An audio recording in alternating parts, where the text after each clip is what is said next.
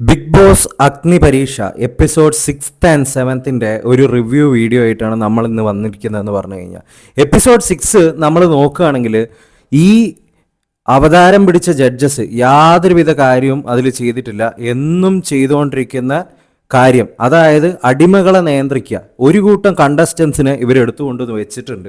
പക്ഷേ ഒരു കണ്ടസ്റ്റൻസിൻ്റെ ഒരു റെസ്പെക്റ്റോ വാല്യോ ഒന്നും തന്നെ ഈ അയൽക്കൂട്ടം ജഡ്ജസ് ആർക്കും കൊടുക്കുന്നില്ല. അതായത് അവർ തിരിച്ചെന്തെങ്കിലും പറഞ്ഞാൽ അല്ലെങ്കിൽ ഒന്ന് ഉച്ച ഉയർത്തി സംസാരിച്ചു കഴിഞ്ഞാൽ അപ്പം തന്നെ അവരെ പിടിച്ച് പുറത്താക്കുക എന്നുള്ളൊരു തീരുമാനത്തിലാണ് ഈ ജഡ്ജസ് ഇത്രയും നാളത്തെ ഒരു 5, 6, 7 എപ്പിസോഡിൽ കാഴ്ചവെച്ചിരിക്കുന്ന കാര്യങ്ങളെന്ന് പറഞ്ഞു കഴിഞ്ഞാൽ സോഷ്യൽ മീഡിയ നമ്മൾ നോക്കുകയാണെങ്കിൽ മുഴുവനായും ഇവർക്കെതിരെയാണ് ആൾക്കാർ തിരിഞ്ഞിരിക്കുന്നത്.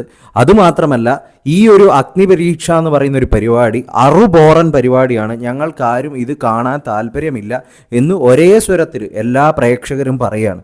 അപ്പോൾ എപ്പിസോഡ് 6 എന്താ നടന്നിരിക്കുന്നതെന്ന് വെച്ച് കഴിഞ്ഞാൽ റെനീഷ ആൻഡ് റിയാസിൻ്റെ ടീം തിരിഞ്ഞിട്ടാണ്, ഇവർ രണ്ടാളുടെ ടീമാണ് ലാസ്റ്റ് ഫൈനലിൽ വരികയും അതിൽ റിയാസിൻ്റെ ടീം വിജയിക്കുകയാണ് ചെയ്തത്. റിയാസിൻ്റെ അല്ല, റെനീഷയുടെ ടീമാണ് വിജയിച്ചതെന്ന് പറഞ്ഞു കഴിഞ്ഞാൽ ടീം ആംഗ്രിയാണ് വിന്നറായത്.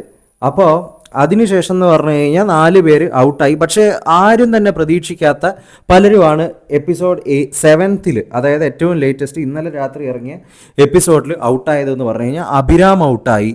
അതുപോലെ വേറെ നമ്മൾ ഒട്ടും പ്രതീക്ഷിക്കാത്ത ആൾക്കാർ പലരും ഔട്ടായിട്ടുണ്ട്. ഈ ഒരു സീസണിൻ്റെ പ്രത്യേകത, ഈ ഒരു അഗ്നിപരീക്ഷയുടെ പ്രത്യേകത എന്ന് വെച്ചാൽ ആൾക്കാരെ കോമാളികളാക്കുക.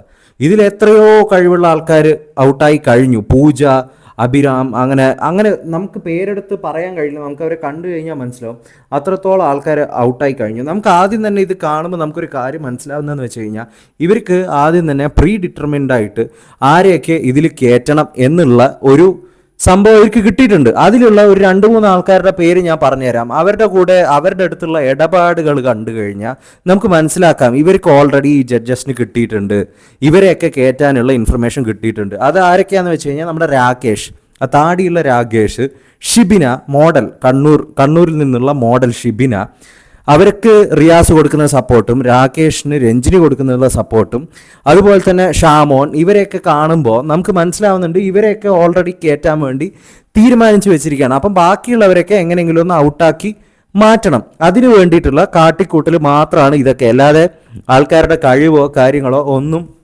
ഇവിടെ വലിയ പ്രശ്നമുള്ള കാര്യമായിട്ടൊന്നും എനിക്ക് തോന്നുന്നില്ല. ഇത് കഴിവിൻ്റെ ഒരു കാര്യം മാത്രമൊന്നുമല്ല, ഇത് ഓൾറെഡി ഇവർ ഡിറ്റർമിൻ ചെയ്ത കാര്യമാണ്. അപ്പോൾ അതൊന്ന് നടപ്പിലാക്കാൻ വേണ്ടി ഒരു 10-15 എപ്പിസോഡ്സ് ഓടിക്കണം.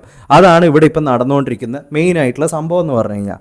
അതുപോലെ ആൾക്കാരെ കൺഫ്യൂസ് ചെയ്യിപ്പിക്കാൻ വേണ്ടിയിട്ട് ഇൻഫിനിറ്റി പെൻഡൻറ്റ് അത് ഇത് എന്നൊക്കെ പറഞ്ഞിട്ടുള്ള ഓരോ ഉടായ്പ പരിപാടികളും, അതായത് ഒരു ദിവസം ഇൻഫിനിറ്റി പെൻഡൻറ്റ് ഉണ്ടാവും, അടുത്ത ദിവസം അവർ അതിൻ്റെ പവർ എടുത്ത് കളയും. ചിലപ്പോൾ അവരുടെ എതിരെ എന്തെങ്കിലും സംസാരിച്ച് കഴിഞ്ഞാൽ അതെടുത്ത് മാറ്റും.